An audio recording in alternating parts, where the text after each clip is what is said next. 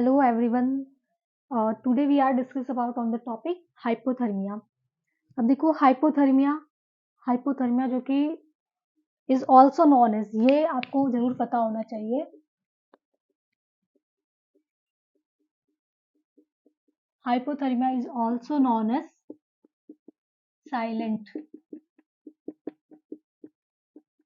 Silent killer disease भी कहा जाता है। हाइपोथर्मिया को साइलेंट किलर डिजीज भी कहा जाता है। क्यों कहा जाता है?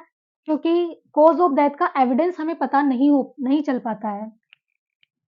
No any evidence of cause of death.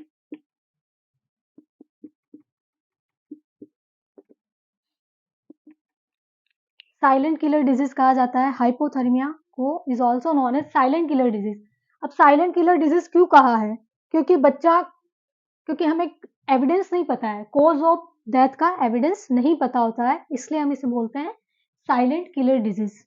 अब हाइपोथर्मिया वाली कंडीशंस जब बच्चे में क्रिएट हो रही है तो इसके क्या क्या कॉजेज है, हाइपोथर्मिया क्यों हो रहा है बच्चे में, causes of hypothermia.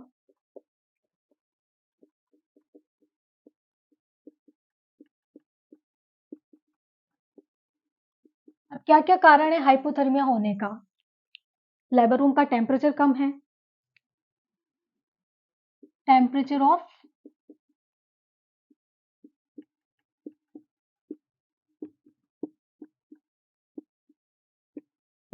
Labour room, जो कि मैंने पहले ही बताया है आपको कि बच्चा इंट्रायूट्राइन लाइफ में जहां पर मदर वुम्ब का जो टेम्परेचर था वो था 37 डिग्री सेंटीग्रेड, वो आया है एक्स्ट्रा यूटेराइन लाइफ में जहां पर यानी कि लेबर रूम में वहां का टेम्परेचर होता है 25 डिग्री सेंटीग्रेड, जो कि मदर वुम्ब के टेम्परेचर से थोड़ा कम है, यानी कि ठंडे इन्वायरमेंट में वो आया है तो एडप्ट नहीं कर पा रहा है। उसकी वजह से क्या हो सकता है, उसको हाइपोथर्मिया में वो जा सकता है। दूसरा होता है इमैच्योर हाइपोथैलेमस। बच्चे का हाइपोथैलेमस जो है वो इमैच्योर है, ठीक है, उस वजह से शिवरिंग अब्सेंट होती है। अब हमें तो क्या है कि हम शिवरिंग कर सकते हैं, हम कांप सकते हैं, जिससे हीट जनरेट होती है। बच्चों में ये मैकेनिज्म नहीं होती है, बच्चा शिवरिंग नहीं कर सकता है। क्यों? क्योंकि उसका जो हाइपोथैलेमस है वो इमैच्योर है। पहला कोर्स मैंने क्या बताया, जो लेबर रूम का टेम्परेचर जो कि कम है, यानी कि बच्चा जहां से आया है मदर वूम जहां पे टेम्परेचर था 37 डिग्री सेंटीग्रेड, वो आया है एक्स्ट्रा यूटेराइन लाइफ में जहां का टेम्परेचर है 25, तो वो एडॉप्ट नहीं कर पा रहा है, उसकी वजह से वो हाइपोथर्मिया में जा सकता है। दूसरा रीजन होता है कि इमैच्योर हाइपोथैलेमस, बच्चे का जो नर्वस सिस्टम है उसका हाइपोथैलेमस है वो इमैच्योर है, जिसकी वजह से वो शिवरिंग नहीं कर सकता है। हमें क्या होता है, शिवरिंग की जो प्रोसेस होती है, हमारा हाइपोथैलेमस मैच्योर है, हमें शिवरिंग की प्रोसेस प्रेजेंट है, लेकिन बच्चे में बच्चा शिवरिंग नहीं कर सकता है, उसकी वजह से वो किस में जा सकता है, हाइपोथर्मिया में वो जा सकता है। नेक्स्ट होता है वेट बेबी। बच्चा क्या है, एमनियोटिक फ्लूइड से भीगा हुआ होता है जब वो बर्थ होता है, तो मॉइस्चर की वजह से इवोपरेशन के द्वारा उसकी बॉडी से हीट लॉस हो सकती है, जिससे वो हाइपोथर्मिया में जा सकता है। तो 3 रीजन, वैसे तो रीजन बहुत सारे होते हैं, मैं बताऊंगी आपको मेथड्स ऑफ हीट लॉस कहाँ कहाँ से हो सकता है और उसको प्रिवेंट कैसे करेंगे। तो ये कुछ कॉजेज है जो ज्यादा इंपॉर्टेंट है, आपको याद रखना है।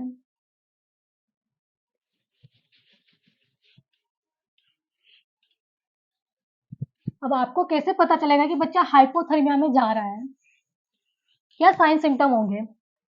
एक तो होगा उसमें एक्रोसाइनोसिस, है ना, साइन सिम्टम ऑफ हाइपो।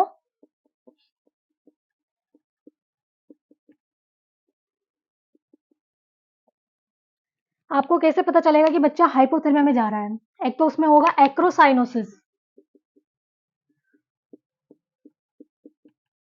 यानी जो उसके एक्सट्रीमिटीज होते हैं, पेरिफेरी एरिया के जो एक्सट्रीमिटीज होते हैं वो क्या होंगे, ब्लूइश हो जाएंगे, ब्लूइश डिस्कलरेशन हो जाएगा उनका, जो कि मैंने एब्गार स्कोर में भी बताया था आपको। बॉडी जो सेंट्रल एरिया है, यानी कि बॉडी है जो ट्रंकियल एरिया है, वो तो क्या है उसका पिंक है, लेकिन जो पेरिफेरी एरिया है यानी कि जो एक्सट्रीमिटीज है वो क्या हो जाएंगे बच्चे के, ब्लूइश हो जाएंगे।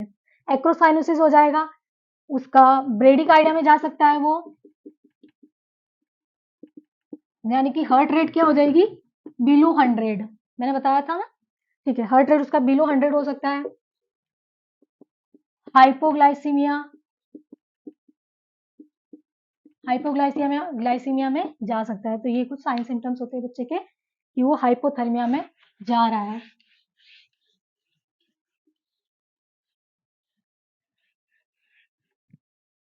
अब हाइपोथर्मिया पढ़ रहे हैं तो नॉर्मल अपने को बच्चे का बॉडी टेम्परेचर तो पता होना चाहिए एटलीस्ट, कि नॉर्मल बॉडी टेम्परेचर कितना होता है। वो होता है, नॉर्मल जो बॉडी टेम्परेचर होता है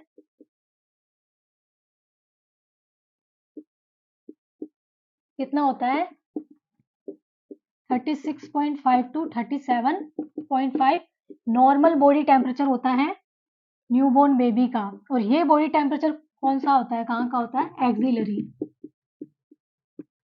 ठीक है, that is important. Stages of hypothermia, हम स्टेजेस की बात करें, कौन कौन से स्टेज होती है, माइल्ड, दूसरी होती है मॉडरेट, तीसरा होता है सीवियर। माइल्ड हाइपोथर्मिया जिसे हम बोल सकते हैं कॉल्ड स्ट्रेस, और यहाँ का टेम्परेचर कितना होगा, नॉर्मल बॉडी टेम्परेचर हमने क्या बोला है, 36.5 से 37.5 नॉर्मल बॉडी टेम्परेचर होता है एक्सिलरी न्यूबॉर्न का। हाइपोथर्मिया किसे बोलेंगे, बिलो 6.5, 6.5 से कम जा रहा है उसे हम बोलेंगे हाइपोथर्मिया। अब माइल्ड हाइपोथर्मिया किसे बोलेंगे,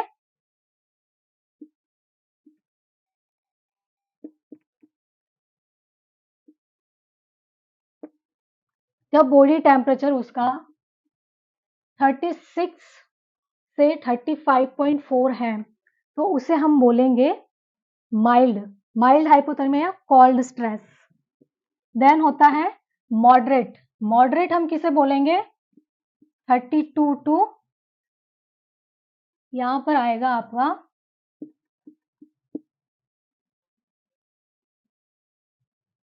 हाइपोथर्मिया, क्या होता है हाइपोथर्मिया, 36.5 से उसका जो बॉडी टेम्परेचर है वो बिलो जा रहा है, यानी कि नॉर्मल जो उसका टेम्परेचर होता है वो कितना होता है 36.5 से 37.5, ठीक है। अब इसको 3 स्टेजेस में डिवाइड किया है हमने, माइल्ड, मॉडरेट और सीवियर। सीवियर जो है आपका बिलो 32 डिग्री सेंटीग्रेड हो जाएगा, जिसे हम बोलेंगे सीवियर हाइपोथर्मिया, ठीक है। माइल्ड में क्या होता है 36, 36 से जो उसका बॉडी टेम्परेचर होता है 36.4 चला जाएगा, 36 से 36.4 के बीच में है तो उसे बोलेंगे माइल्ड हाइपोथर्मिया। मॉडरेट किसे बोलेंगे, 32 टू 35.9 अगर डिग्री सेंटीग्रेड है तो उसे मॉडरेट हाइपोथर्मिया बोलेंगे, और बिलो 32 डिग्री सेंटीग्रेड है उसे सीवियर हाइपोथर्मिया में काउंट किया जाएगा। ये बहुत इंपॉर्टेंट है, एग्जाम में क्वेश्चन आते हैं। WHO के अकॉर्डिंग माइल्ड हाइपोथर्मिया को हम ग्रीन कलर कोडिंग देते हैं, मॉडरेट को येलो कलर कोडिंग देते हैं और सीवियर को रेड, ठीक है। अब माइल्ड यानी कि कॉल्ड स्ट्रेस है तो आप कोज का पता लगाओ कि कोज क्या है, हाइपोथर्मिया, हाइपोथर्मिया में बच्चा जा क्यों रहा है, उसका कोज क्या है। मॉडरेट हाइपोथर्मिया, इसमें क्या करेंगे आप, उसको केयर प्रोवाइड करेंगे, उसको KMC देंगे, वार्म करना है कुल मिला के बच्चे को, कैसे भी करके बच्चे को वार्म करना है, कंगारू मदर केयर करके, ठीक है, या फिर आप रेडिएट वार्मर में ले जाओ उसे। और सीवियर हाइपोथर्मिया के अंदर यानी कि रेड, बहुत ज्यादा सिक है बच्चा, तो इसमें skill nursing care, urgent skill nursing care की जरूरत पड़ती है। तो ये थी स्टेजेस ऑफ हाइपोथर्मिया।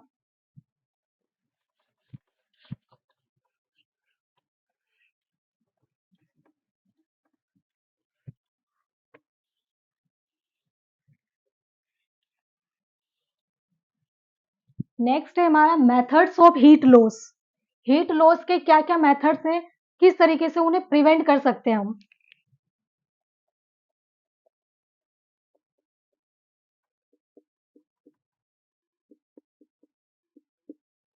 बच्चे की बॉडी से हीट लॉस किस किस मेथड्स के द्वारा हो सकती है, ये काफी इंपॉर्टेंट है, इनसे क्वेश्चंस आता है। इस 4 मेथड्स होते हैं हीट लॉस के। फर्स्ट होता है इवोपरेशन,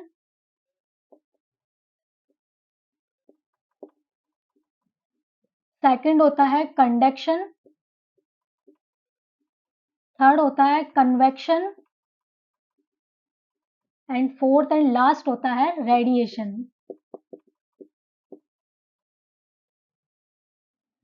इवोपरेशन, कंडक्शन, कन्वेक्शन और रेडिएशन, ये काफी इंपॉर्टेंट है। इसमें क्वेश्चंस कैसे आते हैं कि इवोपरेशन क्या, नर्स क्या कर रही है, मतलब बच्चे को ड्राई कर रही है, तो इस कंडीशन में आप कौन से हीट लॉस के मेथड से उसको प्रिवेंट कर रहे हैं। इवोपरेशन करके पूछ सकता है, कंडक्शन करके पूछ सकता है, कन्वेक्शन करके पूछ सकता है और रेडिएशन करके पूछ सकता है। ठीक है। अब इवोपरेशन, इवोपरेशन में क्या होता है, मॉइस्चर की वजह से बच्चे की हीट लॉस हो रही है, क्योंकि बच्चा क्या होता है एमनियोटिक फ्लूइड के अंदर वो भिगा हुआ होता है, जब बोर्न होता है बेबी, वो एमनियोटिक फ्लूइड में यानी कि मॉइस्चर है पूरा बॉडी पे। तो क्या होगी जब एयर, अब वो एक्सटर्नल एनवायरनमेंट में आ रहा है, तो जो एक्सटर्नल एनवायरनमेंट में जो एयर है वो बच्चे से टकरा रही है, यानी कि एयर टकराएगी, ठंडी हवा टकरा रही है तो हीट को लेके जाएगी, गर्म हवा टकरा रही है कि बच्चे की बॉडी से बाहर के एनवायरनमेंट ज्यादा ठंडा होता है, यानी कि नॉर्मल जो बॉडी टेम्परेचर बच्चा कहाँ से आता है, मदर वुम्ब का जो टेम्परेचर था वो 37 डिग्री सेंटीग्रेड था, जबकि जो बाहर का एनवायरनमेंट का टेम्परेचर होता है वो कितना था, 25 डिग्री सेंटीग्रेड। तो क्या होता है इवोपरेशन में, क्या होता है बच्चा एमनियोटिक फ्लूइड होता है तो पूरा वेट होता है, तो बाहर का टेम्परेचर ऑब्वियसली उसकी बॉडी के टेम्परेचर से क्या होता है, कम होता है, तो ज़्यादा ठंडा है बाहर का एनवायरनमेंट, तो जो बाहर की जो एयर है बच्चे के बॉडी के कांटेक्ट में आएगी तो हीट को लेके जाएगी, यानी ठंडी हवा टकरा रही है तो हीट लेके जाएगी, और उस बच्चे की बॉडी से अगर हवा गर्म है तो वो हीट दे के जाएगी, ऑब्वियसली बात है। तो इस तरीके के हीट लॉस से आप प्रिवेंट कैसे कर सकते हैं,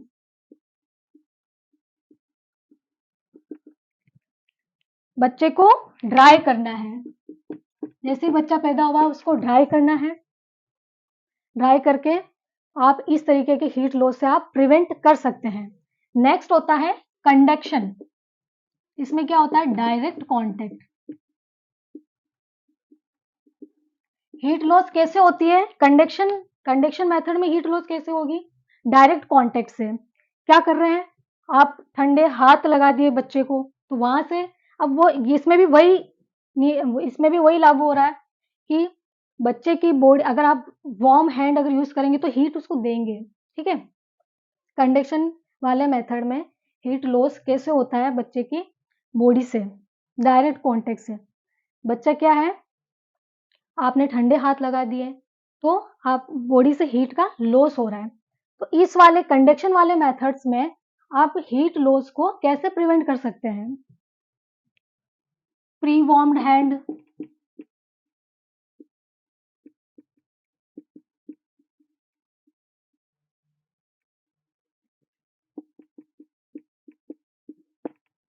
प्री वार्म्ड हैंड का यूज करना है बच्चे को। आप इंक्यूबेटर के अंदर अगर बच्चे को ले जा रहे हैं, ज्यादा सीख है बच्चा, आप उसको इंक्यूबेटर की नीड है, तो इंक्यूबेटर को क्या करना है पहले से स्टार्ट करना है, 10-15 मिनट पहले से उसको स्टार्ट कर देना है, ताकि वो क्या करे, वो वार्म्ड हो जाए। अगर आप पहले वो ठंडा है और बच्चे को उसमें लेटा दिया तो ठंडी वहां से कांटेक्ट में आएगा तो वो अपनी हीट लॉस करेगा। कंडक्शन से आप कैसे प्रिवेंट कर सकते हैं, प्री वार्म्ड हैंड का यूज करना है। ठीक है। अपने हाथ क्या होने चाहिए, पहले से गर्म होने चाहिए, जो भी यूज कर रहे हैं बच्चे के, जो भी आप यूटेंसिल जो भी यूज कर रहे हैं, कपड़े यूज कर रहे हैं, क्लॉथ्स यूज कर रहे हैं, तो वो क्या होने चाहिए पहले से वार्म्ड होने चाहिए, पहले से गर्म होने चाहिए। ठीक है। और कंगारू मदर केयर करके भी आप प्रिवेंट कर सकते हैं। केएमसी दे रहे हैं तो इसमें भी कंडक्शन, केएमसी प्रोवाइड करके भी आप कंडक्शन हीट लॉस से प्रिवेंट कर सकते हैं। नेक्स्ट होता है कन्वेक्शन। कन्वेक्शन में हीट लॉस कैसे होती है, वाया द एयर। अब जैसे एयर के द्वारा ठंडी हवा बच्चे के कांटेक्ट में आएगी तो हीट को लेके जाएगी, और गर्म हवा बच्चे के कांटेक्ट में आएगी तो हीट देके जाएगी। तो इस कन्वेक्शन हीट लॉस को कैसे प्रिवेंट कर सकते हो आप? लेबर रूम क्या होना चाहिए? वार्म होना चाहिए। लेबर रूम गर्म होना चाहिए। इंक्यूबेटर में रख सकते हो आप बच्चे को। इंक्यूबेटर में बच्चे को रखा है तो आप किस हीट से बचा रहे हो? किस प्रकार के मेथड से आप बचा रहे हो उसको? कन्वेक्शन हीट लॉस से आप बचा रहे हो। ठीक है, अब ये हो गया आपका कन्वेक्शन। रेडिएशन में क्या होता है? Via radiation. रेडिएशन में क्या होता है, जैसे कोई बच्चे के जो आपने जैसे इंक्यूबेटर में रखा है तो उसको विंडोज के पास में नहीं रखना है, कोई एयर कंडीशनर है वहां उसके पास में नहीं रखना है। यहाँ पे इस तरीके से हीट लॉस हो सकती है, तो इसको आप प्रिवेंट कैसे करेंगे? इस प्रकार की हीट लॉस को आप प्रिवेंट कैसे करोगे? जो आप इंक्यूबेटर जो है वो डबल शील्डेड होना चाहिए। डबल शील्डेड इंक्यूबेटर में रख के आप इस रेडिएशन से होने वाले हीट लॉस को आप प्रिवेंट कर सकते हैं। तो हमारा टॉपिक है हाइपोथर्मिया। हाइपोथर्मिया क्या होता है कि बॉडी का जो टेम्परेचर, जो नॉर्मल बॉडी टेम्परेचर होता है 36.5 से 37.5 होता है। अगर ये टेम्परेचर बिलो 36.5 अगर होता है उसे बोला है हमने हाइपोथर्मिया। अब मेथड्स क्या होते हैं हीट लॉस के? इवोपरेशन, कंडक्शन, कन्वेक्शन और रेडिएशन। इवोपरेशन में क्या होता है, जो मॉइस्चर की वजह से हीट लॉस होती है, क्योंकि एयर जो है ठंडी हवा, क्योंकि बच्चा वुम्ब से आया है वहाँ का टेम्परेचर 37 डिग्री सेंटीग्रेड था, जबकि बाहर का एक्स्ट्रा यूट्राइन लाइफ का जो टेम्परेचर वो होता है 25 डिग्री सेंटीग्रेड। तो ठंडी हवा बच्चे से टकराएगी, अगर उसकी बॉडी से हवा, बाहर की हवा क्या है, ऑब्वियसली ठंडी है, कूल एयर, उसके कांटेक्ट में आएगी तो वो हीट को लेके जाएगी। तो इस प्रकार से हीट का लॉस होता है इवोपरेशन से। तो इवोपरेशन से हीट लॉस को आप कैसे प्रिवेंट कर सकते हो?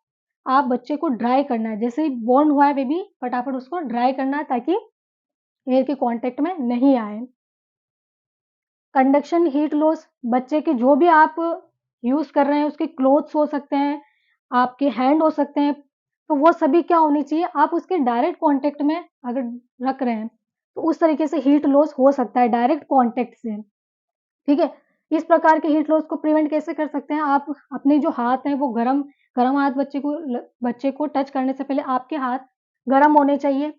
कंगारू मदर केयर करके आप इस कंडक्शन हीट लॉस से प्रिवेंट कर सकते हैं। बच्चे को रैप करना है, ब्लैंकेट में रैप करना है।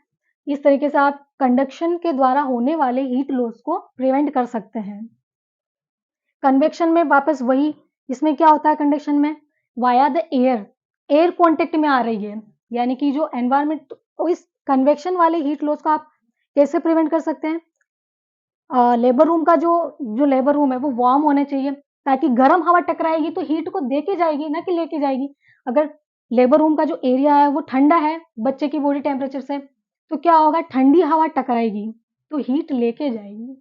ठीक है, तो लेबर रूम का टेम्परेचर आपको वार्म रखना है। अगर वार्म टेम्परेचर होगा लेबर रूम का तो क्या होगा, गर्म हवा टकराएगी तो हीट देके जाएगी, तो हाइपोथर्मिया में बच्चा नहीं जाएगा। इंक्यूबेटर में रखेंगे, उस वो वॉल होती है इंक्यूबेटर में, तो क्या होगी, जो एयर होती है, जो हवा होगी वो डायरेक्ट बच्चे के कांटेक्ट में नहीं आएगी। किसके कांटेक्ट में आएगी, उन वॉल के कांटेक्ट में आएगी। ठीक है, डायरेक्ट बच्चे कांटेक्ट में नहीं आएगी तो हीट लॉस के चांस कम हो जाएंगे और होंगे नहीं। ठीक है, ये था। नेक्स्ट होता है रेडिएशन। रेडिएशन में क्या होता है, कोई एयर कंडीशनर, जैसे बच्चे को आप इंक्यूबेटर में रखा है और पास में क्या है, विंडोज है, डोर है, विंडो है, एयर कंडीशनर है, तो उससे क्या होता है, बच्चे में हीट लॉस हो सकता है। तो आप क्या यूज करेंगे, डबल शील्डेड इंक्यूबेटर यूज करके आप रेडिएशन हीट लॉस से आप प्रिवेंट कर सकते हैं। तो ये था हमारा आज का topic, methods of heat loss and hypothermia. Thank you.